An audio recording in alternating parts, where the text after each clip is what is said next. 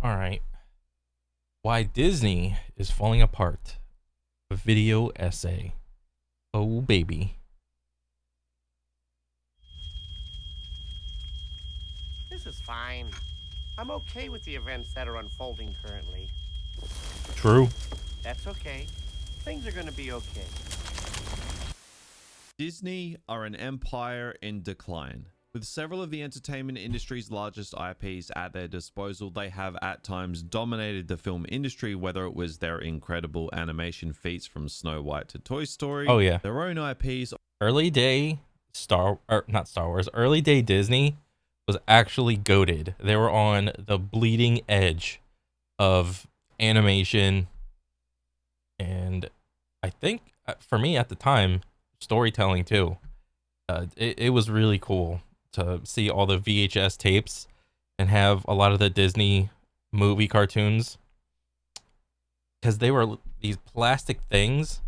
It was a plastic VHS cover, and if you open it up like a book in reverse, there would be a plastic case over it, or I don't know what you call it, like a cover, but it was hot glued on both sides, and the slip in between was just a piece of paper with like an artwork of the front of the video, and on the back it was like a little description of the movie and a couple scenes from it, and on the side you had the name of the movie. And I remember a lot of those VHS covers, and they all had really good, I don't know, it was a time, it was an era. Or IPs they've acquired, Disney have been at the top for a long time, creating quality and also questionable content that has them essentially dictating the film industry's direction. Whether it's the MCU, Star Wars, Pixar, streaming services, even their theme parks, they seemingly have their finger in just about every pie, and in the process became a juggernaut of entertainment. Well, that's kind of how it used to be, and as you've seen the title of this video, it's not exactly going to come as a shock that I'm not here to praise Disney's rise to the top. Because in the last decade, the last 5 years or so specifically, Disney have fallen off to a degree that now in 2023 has them admitting publicly their struggles. Oh boy, Bob Iger admits Disney's mistake. Disney's Bob Iger confirms content slowdown for Marvel and Star Wars. Disney CEO Bob Iger admits the expansion of content, particularly from the Marvel and in the TV space, has diluted focus and attention amongst fans. This is true. What else? Disney CEO Bob Iger admits theme park pricing was too aggressive. Oh, the tickets were too much? Bro, I actually have never been to Disney Park. Never. Actually, never. Maybe it was good at some time, but I just kind of indifferent on it. After ripoff complaints, including flop new Star Wars hotel that charges $20K for voyage on fake spaceship. What is this 20K? Is this 20K a night or 20K for the entire experience? Like a whole week of something? Like what is this? Bro, ain't no way I'm spending 20K on some dumbass shit like this on a little getaway. Like you I wish video games would have the balls to just charge one single price up front like this to this degree, because it would show how out of touch the people that make these things are. This is just hilarious to me. When I hear about something that takes 20K for a weekend or whatever, even 20K for a whole week, get the hell out of here, bro. 20K? Bro, people make this in like, it takes some people like 6 months to make this. And you want me to just blow it in a week? Okay, good luck. I don't know who's gonna go to it. Probably somebody. But this is dense. But what's worse on their part is that this is something fans saw coming a mile away, yet Disney, in their own stubborn ways, chose not to listen and are now facing the consequences. If you take a look at just about every single thing Disney owns in the entertainment space, you'll notice a decline. The MCU isn't what it used to be. The MCU is not what it used to be. Star Wars has somehow become completely dead. Yep, also true. Indiana Jones just became one of the biggest box office flops in history. What is this? Well, yeah, I already knew that. Since the new Indiana movie came out, it's... I didn't even go to see it. I saw some of the reviews, and I just don't feel like wasting my time. I honestly don't feel like wasting my time. I'd rather sit here in front of my computer and watch videos. It's so much better, man. New Pixar releases are having historically low openings. Disney Plus is arguably the worst streaming service. Actually, I canceled my Disney Plus because when I got it, and I kept it for a while, okay? I watched everything that I wanted to on it in its entirety. And I even kept it for a couple months after, and then I realized, oh, they're not coming out with anything good. Or maybe not good, but maybe they're not coming out with anything I'm interested in watching because I might not be the target audience anymore. I just canceled. Yeah, it's easy. I'll take my $15 a month, please, back. Thank you. And then throw on top of that their preference to engage in out-of-place social commentary instead of telling a good story, souring fans across the board. And even their theme park numbers are on the decline. I could go on and on. And obviously... Well, why is that? Does nobody want to go to Disney anymore? Why don't anybody want to go to Disney? Given that I'm doing this video, I'm gonna do that. I've been working away at this video for a few months now, just doing little bits and pieces here and there, and I thought at some point I'd have to eat my own words and scrap the video, as things might have got back on track. But it's kind of been the opposite. Things have just gotten worse, and it doesn't look like it's getting any better anytime soon. So this is why Disney is falling apart. Oh, baby. So as stated earlier, to say Disney are on a decline would be an understatement. And it doesn't bring me pleasure to say that, as I'm sure all of us at some point have been endlessly entertained by Disney-related products. More so when we were younger, but Disney have always had something there for the big kids as well. But the proof of Yes, Disney, keyword, was good. Disney's decline, it's in the pudding. Disney's top 17 highest grossing films of all time came out between 2010 and 2019. Oh, dang. What is this? Avengers, Star Wars, The Force Awakens. Oh, what is this? Worldwide box office? What did you read this? Million. Wait, what? This isn't trillion, is it? Bro, 100,000 million billion. Okay.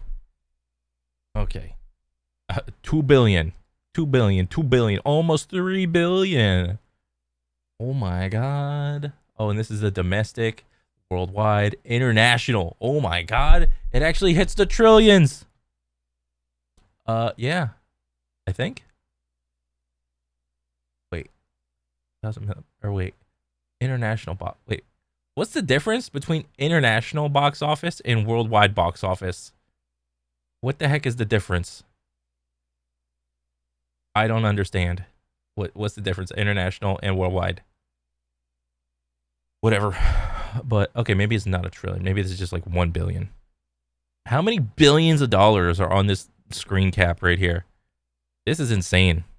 Was it like 2, 3, 4, 5, 6, 7, 8, 9, 10, 1, 2, 3, 4, 5, 6, 7, 8, 9, 10, 20, 1, 2, 3, 3, 4, 5, 6, 7, 8, 9, 30. It's about 30 billion.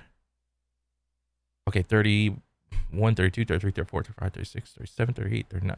About $40 billion. $40 billion in just movies. Disney, you can't even, like, a normal person can't even fathom how big a single $1 billion is, all right? It doesn't really hit when you just say 40 billion, okay? Or it just doesn't. until you see it in person, it doesn't hit you quite as hard. All right, these guys are. Then this is just the movies, and I'd be curious to see this with. This is just the movies. I would be curious to see the other pie slices, how much revenue they're making in the other slices off the Disney park, off of the Disney Plus, off of all the Disney toys, all the Disney foods. I don't know, and just off the Disney licenses that they license out their IPs to other people. So if you have any, if you think you want to have any compassion or empathy because poor Disney, they're hurting right now. Just look at the movie section. There's $40 billion right here. I wouldn't feel sorry if you paid me to feel sorry for Disney. Okay? This is hilarious to me. Now, this would signal strength at the box office for Disney, and sure it does, but it also highlights how quickly things have dropped off. Since 2019, it's been pretty much all red, with flop after flop after flop, with mild successes occasionally.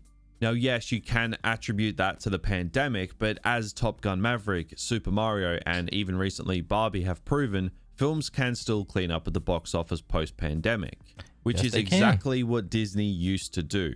In a post-pandemic world, viewers aren't going to just come out in droves for bad movies like they did pre-pandemic. You need to earn the moviegoer's ticket way more than you used to. Now, does this mean bad? Oh no, because the people that don't see all of the new movies, they're all sexist and racist. That's what they are. They don't see our movie, our new movie. They're sexist, they're racist, and all this. All right, that's what's going on in their head. Bad films aren't still successful in some ways, absolutely not. But again, you need to earn the moviegoer's ticket way more today than you used to. Like The Rise of Skywalker made $1 billion for Christ's sake. Somehow Palpatine returned. And this... Oh wow. Somehow. What a line. I remember when I saw that line and heard it, everyone was just like, huh? They did this. Okay. It was everybody coming together and going, huh? That type of thing. This very logic is completely exposing Disney. The MCU's financial returns, which has been their biggest juggernaut for quite some time, whilst not completely terrible, have declined. Star Wars hasn't had a box office presence for nearly 5 years, but don't worry, we'll get to Star Wars later. And then there's their latest Pixar films. They haven't had a massive hit worthy of the name for nearly 5 years, and Indiana Jones 5 is somehow going to lose money. And to top it off, their parks are on the decline as well. Disney... Oh wow. They lost a little bit of money on one movie. Good thing they got like 39 billion else. This downward trend simply cannot be disputed, although I'm sure many will try. But this isn't even taking into account that Disney Plus is pretty much losing money, and their exclusive series are being watched by fewer and fewer people as time goes by. It really is not a happy time over at the Mouse House, but let's put the magnifying glass on the specifics that are on the... Hey, here's an idea. I would easily pick up Disney Plus again if they could just simply make good stories and good movies that are interesting with minimal political injection of your takes. That would be really great, please. Okay? Thanks. The decline under Disney. The first being one of the biggest. Star Wars. Remember that name when it meant something? Star Wars has catapulted to the realms of complete irrelevance in the past few years. Now, if you don't believe me, let's just take a look at Google Trends. Oh, not that scene. Wars is currently less relevant than it was in 2007. Oh, here we go. We got the Google Trends. Here we go. You heard that correct. Star Wars was more relevant in the mid to late 2000s when there was nothing happening for the brand. And it was essentially sitting in post-prequel purgatory. It's actually impressive how Disney have driven this IP into the ground. Basically to the point that people just don't care about it anymore. The Star Wars name is... And here's the thing. People want to care about Star Wars, but not when there are dog shit writers creating stories and they can't form two sentences and two plot lines without either injecting their political take on social whatever into it. They can't figure out how physics work. They can't figure out whether or not to kill somebody. They can't figure out good plot, like a good storyline. It's not what it once was, whether you like it or not. I remember 5 years ago seeing videos and articles being posted that Disney had ruined Star Wars, Disney had killed Star Wars, and I used to just sit there and laugh at it, as it's such a ridiculous claim. Because Star Wars can't die, it's just too big to fail. It's one of the biggest entertainment IPs in the history of the human race. But we are witnessing the exact opposite right now. The too big to fail. Oh no, it doesn't matter how big you are, you can still fail. The only redeeming things about modern Star Wars are, I would probably say, the most like current video, like the video games have in general been pretty good in terms of expanding on the lore, expanding on what you can see as, you know, canon and what isn't canon. What else? Like the Star Wars Legends series that got decanonized, those were great. What else? There are some aspects of Star Wars that were always good, but like it's just not that way anymore. But 5 years later in 2023, they genuinely have killed this IP. Star Wars is less relevant today with shows like The Mandalorian just finishing its 3rd season and Ahsoka on the horizon than it was when there was literally nothing happening for this IP. At best, a couple video games and some comics, yet it was still more relevant in that time than under Disney's control in 2023 with $100+ million shows hitting our screens. Star Wars was just at its peak around The Force Awakens and The Last Jedi, in a relevant sense anyway. Star Wars was back, people were excited, fan theories were everywhere, and the money was coming in left, right, and center. And before The Last Jedi had even come out, Disney had pretty much already made back the $4 billion the IP cost them in the first place. Oh, dang. But in that time period, something changed, and The Last Jedi was basically the catalyst for that change. Now, yes, I understand The Last Jedi has its admirers, but this was the time where the decline of Star Wars happened under Disney. There's simply no disputing it. It made $1.4 billion at the box office, sure, but it derailed a promising trilogy in that process and is responsible for the abomination that was The Rise of Skywalker, leading Disney to go on a Star Wars movie hiatus and rely solely on streaming to keep the IP in the zeitgeist. Oh yeah. I wouldn't be surprised if the next named or like numeral movie that came out that was Star Wars, people would be way more hesitant to go see it on the opening weekend. I would not be surprised at all. The Mandalorian was a big win for Disney in its first 2 seasons, but like everything under Disney seemingly, 2023 pretty much solidified that the magic was now gone, with season 3 of The Mandalorian being honestly just terrible. Not even bringing back Obi-Wan Kenobi and Darth Vader was enough to save Star Wars. If anything, it actually turned people away, as they gave the... Oh geez, please don't talk about the Obi-Wan show anymore. That shit was just so bad, man. Directing job to someone clearly not suited to the role. They didn't allocate the budget the show needed, and they hired a writer that openly admitted to having limited Star Wars knowledge.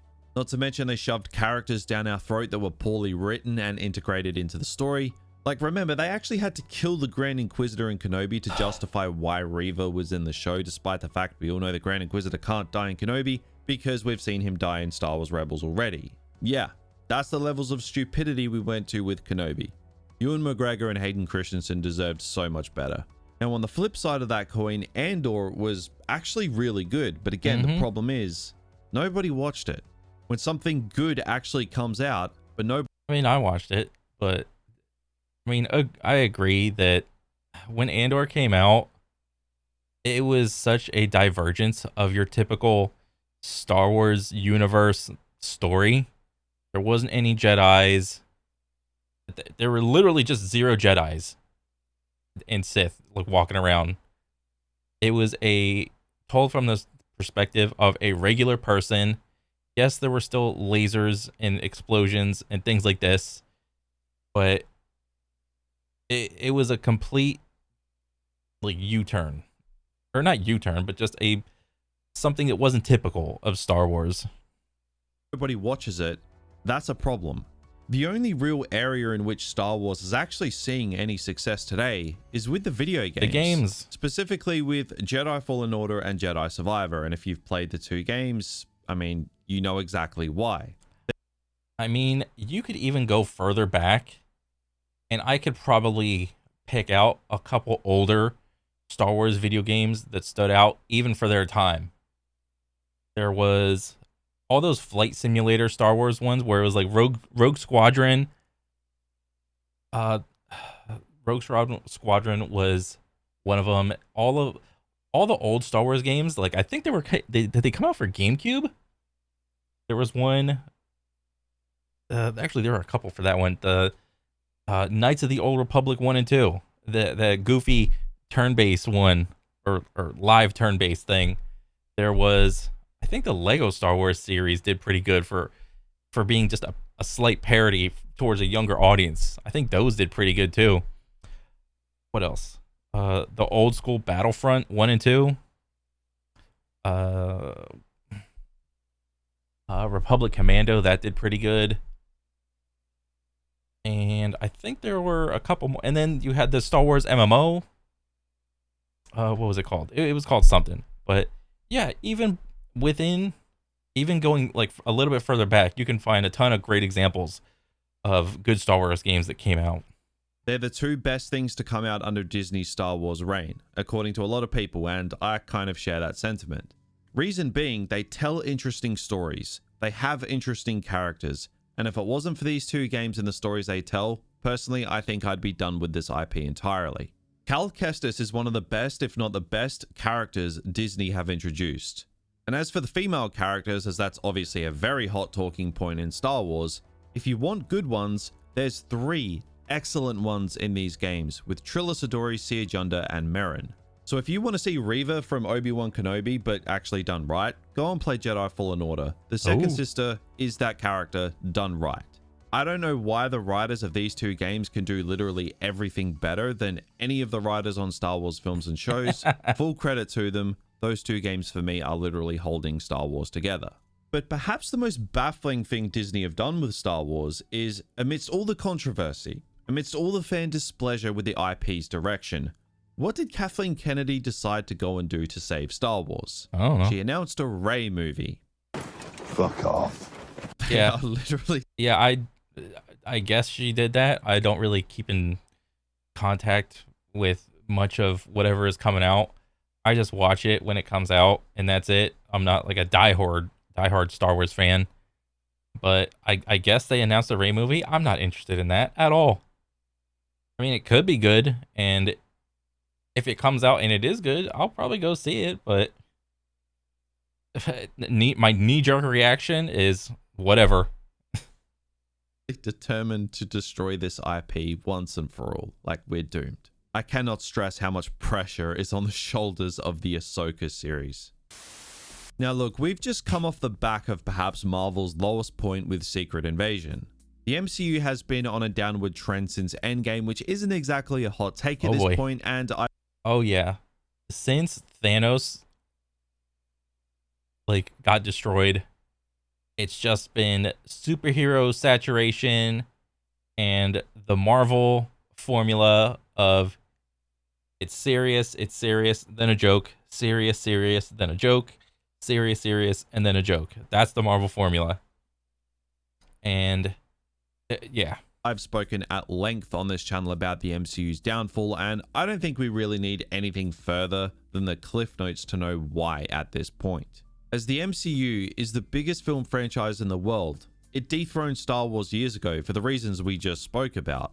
But since Endgame, the MCU has been an absolute mess of oversaturation, brain-dead storytelling, botching good premises, out-of-touch social commentary that a 5-year-old seemingly wrote, dumbing down formerly complex characters because male character equals dumb in the current Hollywood writing meta, as well as just not managing to recapture what made the road to Infinity War and Endgame so great in the first place.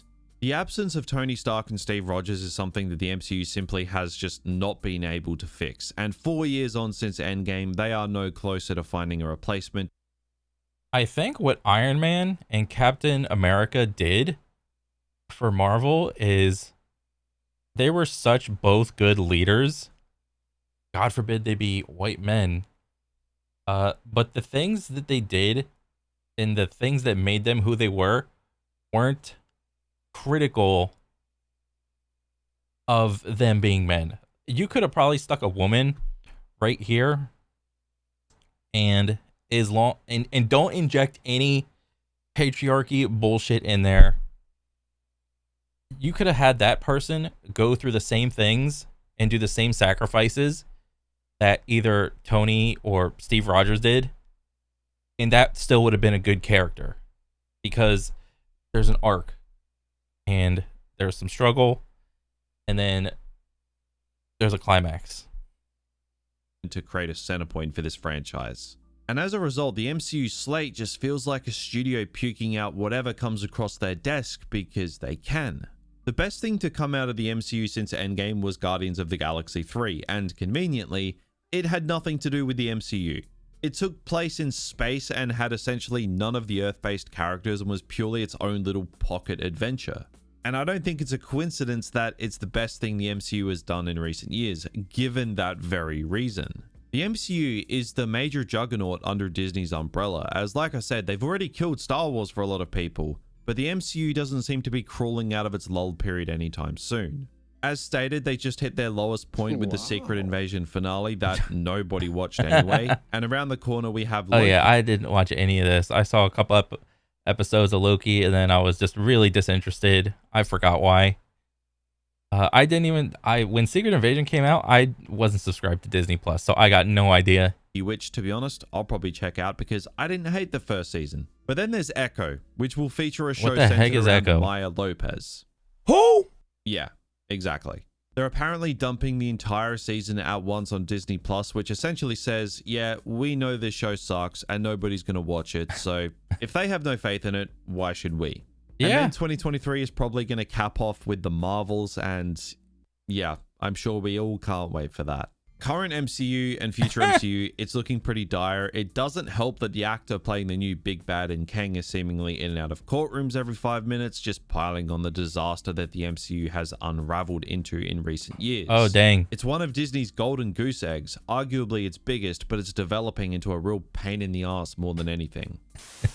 So Pixar and Walt Disney Animation makes up for a large chunk of what made Disney successful in the first place. Does it matter? Oh yeah, I remember a lot of Pixar movies were actually just really goated back in the day. No matter who you are or where you've come from, you've seen and loved many of these classics over the years. And to be fair, the Pixar section of Disney's problems are far from the biggest. Lightyear in 2022 barely made its money back, raking in $226 million on a $200 million budget. So after marketing, it was probably a loss for Pixar, which is not what you come to expect. And Elementals, which just released and seemingly nobody talks about, had the worst opening in Pixar's 29-year history. Luckily, it found some legs since then and has managed to surpass Lightyear. But this is a far cry from the success of Toy Story, Incredibles, Inside Out. And as for Walt Disney Animation Studios, which over the years have been responsible for most of the animation classics that we love, their most recent entry, Strange World, was one of the biggest box office flops ever, falling $100 million short of its budget at the box office, which is a major L. So the animation side of Disney, they're not exactly flying with passing colors these days, but having said that, are by no means in as dire of a situation as something like Star Wars. Now this I have no idea why Pixar is doing bad. Like, to my knowledge, the entirety of like Pixar, like all the 3D movies and the old 2D or like 2D animation movies, those were still good. So I don't really think it's really Pixar, like the Pixar portion of Disney that's really falling off. I mean, I guess it is, like according to this dude, but I have literally no idea why. This is the part of the video that is probably going to get people talking, as politics, the culture war, it's seemingly what drives any form of discussion on the internet in 2023 and naturally has filtered into the entertainment space. And is Bro, all these Disney live action remakes, I'm not interested in them. When they first came out, I forgot what the first Disney live action remake was. From the cartoons to like real. I was sitting there thinking, oh, is this going to be the new trend for Disney for the next umpteen years? And here we are umpteen years later, and it's still the trend. I don't care about seeing the new movies. I saw them when they were good as cartoons. You should have just left them as cartoons. What is so wrong with that? without question. No, we got to update them for a modern audience. Okay, can you describe a modern audience? One of the biggest reasons for Disney's decline.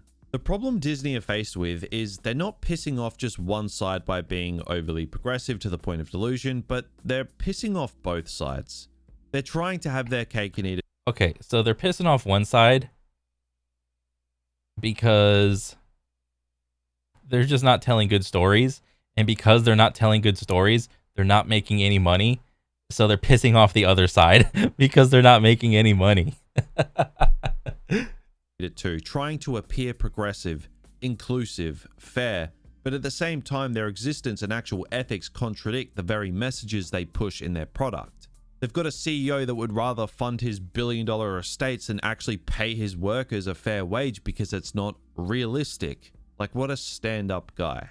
Disney's obsession with being politically correct or woke, whatever trigger word you want, has absolutely gone too far. Now, don't get me wrong, I'm going to make it clear, equality is good. Strong female characters, when done right, are great. Inclusivity is great. All of it, it's great. The problem... Okay, yep, what he's about to say.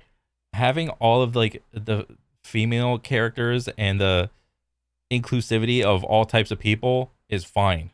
But you can't have them in a story just for the sake of checking off the diversity box.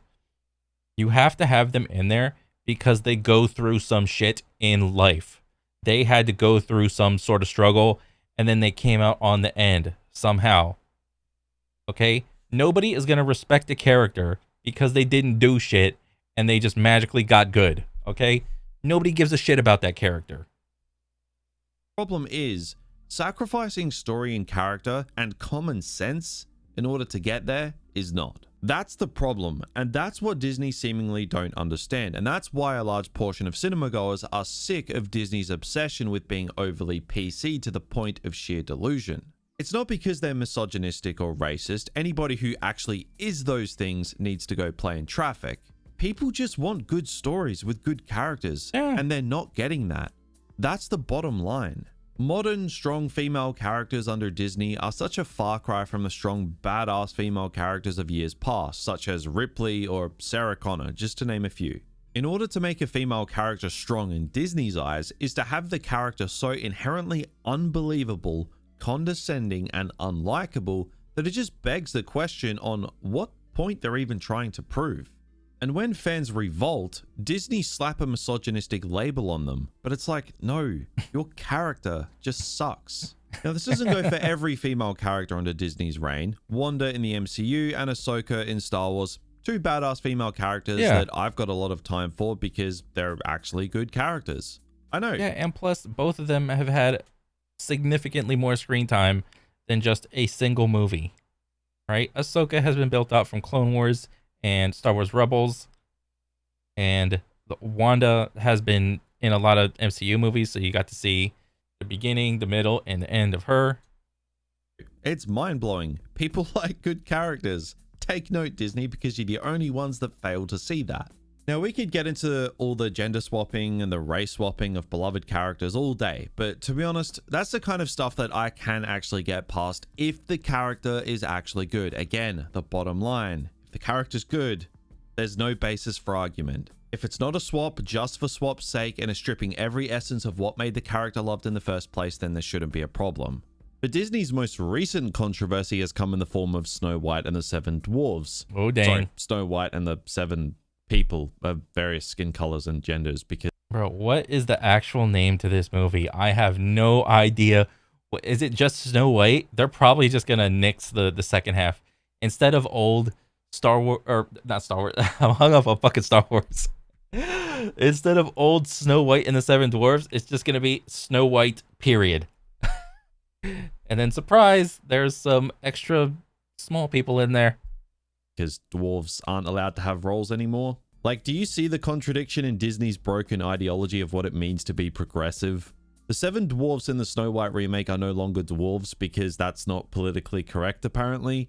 So by that logic, it means that in order to be politically correct, you have to discriminate. Like, do you see the contradiction here? Like, it's absolutely mind-blowing to me. Granted, this isn't just a Disney thing. Hugh Grant is an Oompa Loompa now, taking away another role from a dwarf actor. Oh, Hollywood, dang. you're doing a bang. Bro, dwarves? Didn't dwarves come from either D&D, like Dungeons and Dragons, or I don't know which came first, Dungeons and Dragons or Lord of the Rings? Didn't dwarves originally come from that shit? Okay? That's where they originated from, I think. Up job on the whole progressive thing. Really practicing what you preach. It's a fake species, race, whatever you want to call it, thing. All right? Dwarves, traditionally, what do they live? They live like 300 to 500 years. All right? They live underground. They mine. Okay? What else do you want? Preach. It's things like this that turn film goers off. The average film goer just wants to watch a good movie, have a good time, and be entertained, but how is that supposed to happen when shit like this is so prevalent in every project? The sheer hypocrisy from Disney when it comes to this stuff plays a large role in why their numbers are on the decline. Again, they manage to piss off both sides because nothing makes sense. It's all layered in hypocrisy. Disney simply think that they are too big to fail, and that hubris is costing them beyond belief. Now, when it comes to... And because of all of that, what he just said, I don't go to the movies anymore to see Disney movies. And I don't subscribe to Disney Plus anymore. So there's that. I mean, so if an outlier banger thing comes out, great, fantastic. Okay, that's a W. But unless I hear otherwise, I'm not going to go to the movies, and I'm not going to subscribe to Disney Plus anymore. I'm just bored. Remakes, Disney are not exactly trailblazers on this front. Remakes and requels pretty much run Hollywood. But Disney's shameless capitalization on their popular animated films are one of the worst examples of greed that they have ever displayed. I forgot they remade the 101 Dalmatians, and I forgot that they remade Dumbo. I forgot that they made all of this shit, dude. This is actually crazy. Like, all these little clips, I'm like, oh yeah, I guess they did do that. This is just so funny to me. These live action remakes make a shit ton of money. What else? Oh shit. Oh, let me go back. These live... Okay. Oh yeah, there's Aladdin. Wait, is this one big chunk of Aladdin? Beauty and the Beast. Oh yeah, they made that. I don't know what this... Wait, is this is a... What do you call it? The Jungle Book remake? Lion King. Oh yeah, they remade Winnie the Pooh. This is Mulan. They actually came out with a Cinderella thing right here. And then this is Alice in Wonderland. Wait, they remade Lady and the Tramp? What the heck? Where was I for that? Oh wait, and here's Sleeping Beauty right here. Huh. Disney has been putting in some work. God dang. Live action remakes make a shit ton of money, but that gravy train has... Oh my god, is this actually Pinocchio? Live action Pinocchio? You know, he doesn't look half bad. He looks pretty true to the cartoon, but there's still something a little unnerving just seeing a wooden thing just move on its own. has slowed down as there is a rotten stigma surrounding those live action remakes, because pretty much all of them have been terrible or just at best mid. The remake started off with big money makers like Beauty and the Beast, Aladdin, The Lion King, all of which crossed $1 billion and were essentially the same film as the animation, just devoid of anything that made the original so good. The problem for Disney is these blatant, unimaginative cash grabs aren't working anymore. Despite the originals being great, Pinocchio... Bro, how many versions of Peter Pan do we need? What are there? There's got to be like 4 or 5 different versions from different people that made their version of Peter Pan. It's crazy. And Mulan's remakes were absolutely awful and flopped miserably. Oh, shit, and then in was 2023, we got... Bro, the Mulan movie was good. How did they mess up live action Mulan? That should have been an easy layup, dude. Mulan was like a perfect cartoon movie of a strong female. She made the sacrifice of entering the army in place of her dad, right? And then she had to go through the suffering of boot camp, and she sucked at everything until she like climbed up that pole and got the thing after like trialing and failing at a bunch of shit. And then all of a sudden she figured out what she was good at, and she came out great at the end. How did they mess that up? Peter Pan and Wendy, which I couldn't even get through, and The Little Mermaid, which did make some money at the box office, but was a far cry from the massive success these remakes were seeing pre-pandemic. And from the look of things, it seems like this trend is only going to continue with more soulless remakes on the way. Snow White and the Seven Dwarfs, 7 people of various height, color, and gender, is set for 2024 and is a shitstorm in the making. Then there's going to be Moana, Robin Hood, Lilo, and... They're going to do live action Moana. Live action Lilo and Stitch. Like, Lilo and Stitch was awesome. Moana was awesome. I mean, I think that's pretty cool that if they're going to get The Rock in there. Stitch and many more, all primed to be soulless. This was a great movie too. Cash grabs like the rest, and if the trend is to continue, they're probably going to fail. But the final shit show in Disney's crown is Disney Plus, arguably the worst of the streaming platforms and almost the direct reason why the MCU and Star Wars have fallen off a cliff. Disney have this absolutely abysmal formula with their streaming platform that I don't think anybody thinks is a good thing. So I was there when Disney Plus, what was it, like $12, and then they implemented like the price hike up to $15, or maybe it's like 16 or 17. I don't remember exactly. But I even ate the 16 or 17 a month for a while. And then it came a time where I was just sick and tired of, logging into Disney Plus, trying to see what's new. And there's just nothing. I've seen it all already. All right. All these streaming services are only good up until you see everything that they have to offer. At which point, then you can just unsubscribe from it. All right. That's my best advice. Subscribe when you want to see something. You can binge everything at home until you're content and you see everything. And then once you're content with it, just unsub. All right. But you have to remember, because this is just one little subscription that you have in the vast mountain of sea of subscriptions that you have in your life as a person living in modern day America. You could pick up any one person and they will probably have 10, 15, 20, 25 plus things that they are subscribed to. They have to pay a fee per month on, either if it's like your home payment, your home insurance, car payment, car insurance, phone payment, phone insurance, whatever subscription services you have. So it's a laundry list of just things you have to keep account for. It's ridiculous. Series with very few episodes and then small run times in those episodes. Oh, okay. So not a lot of episodes and only 22 minutes an episode. Yeah, that feels like complete dog shit too. Of them coming out with less than 30-minute episodes for a $100+ million series. The mantra of Disney Plus is less about telling good stories and more about creating content as quickly and efficiently as possible. Oh yeah, I can't wait to see the new show that only has 8 episodes and is only 22 minutes long. Oh boy. That's what Disney Plus feels like. It feels like a content machine as opposed to something you actually want to tune into. Don't get me wrong, Disney Plus has had some wins. Mandalorian, Andor, they spring to mind. But the losses far outweigh the wins here. Disney Plus has ruined 2 of Disney's biggest IPs through this streaming service, and it's done it in such a short time frame.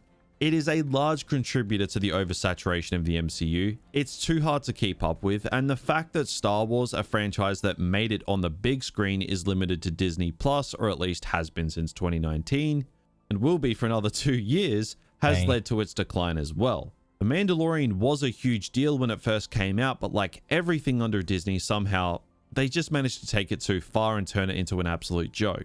And I mean, like I said, the MCU Secret Invasion just sent the MCU to its lowest point yet with its finale. Nobody watched it, and whatever this is happened. Like, Disney Plus was a necessary evil for Disney to tap into, considering the streaming trend with other services.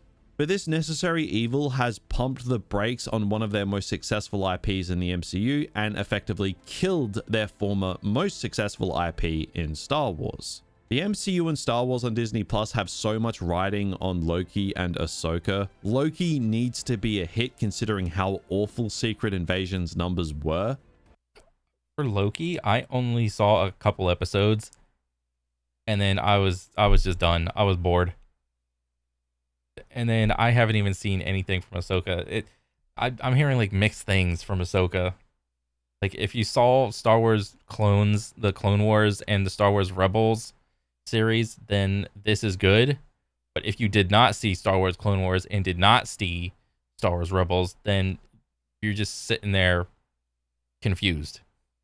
And Ahsoka needs to be a hit for Star Wars, otherwise that franchise is truly going to be dead. I really hope that's not the case. I'm really rooting for the Ahsoka show. But that show is honestly the last hope for Star Wars until the Rey movie comes out and, you know, saves everything. I still can't believe they thought that that was going to be the answer to their problems. I mean, No. Disney Plus is just, it's bad for Disney and it's bad for viewers. So to bring this one all home, Disney, they're an empire in decline, and they only have themselves to blame. They blame the audience, but the audience is the one that keeps making it clear why things aren't working and what needs to change. But Disney's broken mentality of we're too big to fail is costing them something chronic. Numbers are down across the board for their films, their shows, the box office, their theme parks, you name it, and you can only blame so much on inflation and the pressure that that's putting on people. But people are just not content with Disney's shit anymore, and I think it's a great thing that this has happened because it's going to force Disney to rethink how they operate. I think entertainment in general is a better place when Disney are firing on all cylinders. They've provided endless entertainment for lifetimes, but it's time for change, or the biggest entertainment empire is going to continue to crumble. Oh, dang. Dang, what an essay. That was awesome. That was a nice little summary on each little IP, or maybe not IP, but little pie slice of the entirety that is Disney and what's doing good, what's doing bad. Not really looking too good for anything, really. But it's not like the audience does not want Disney to fail. All right. That's not what we want as a consumer base. We want to see Disney succeed. We want good stories, okay? We want to be able to subscribe to Disney Plus and watch all of the good shows and good movies, all right? Why on earth would a person want to watch bad movies? That makes zero sense to me, okay? I want to like all these IPs, but I am just not interested right now. Maybe there will be a time later in life where Disney gets its shit together, but I don't foresee that happening. And I'm open to having my mind changed. Just we'll see, I guess. But, you know, overall, it was a good movie. I liked it. Check out Movie Overload. He does awesome essays. And, yeah, that's pretty much it. So I'll catch you guys on the next one, all right? So take it easy, guys. Later.